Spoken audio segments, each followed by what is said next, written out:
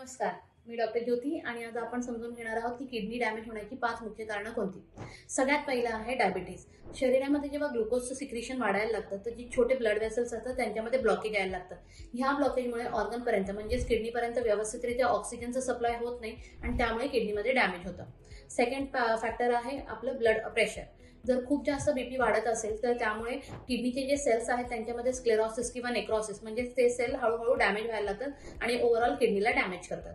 तिसरा आहे frequent urine infection किंवा किडनीमध्ये इन्फेक्शन. जर सारखे सारखे युरिन इन्फेक्शन होत असतील तर त्यामुळे पायलोनेफ्रायटिस नावाचा एक आजार होतो म्हणजे पस फॉर्मेशन होतं आणि ते किडनीला डॅमेज करायला हेल्प करतं.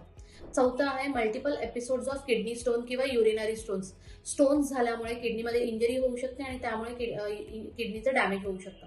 पाचवं रिजन आहे की कोणत्याही ट्रॉमामुळे किंवा इंजरीमुळे किडनी वरती डॅमेज आला आहे किंवा काही जेनेटिक कंडिशन्स असतील जसं स्मॉल किडनी आहे, पीकेडी म्हणजे पॉलिसिस्टिक किडनीज आहे, तर हे किडनीला डॅमेज करण्यासाठी हेल्प करतात. थँक्यू.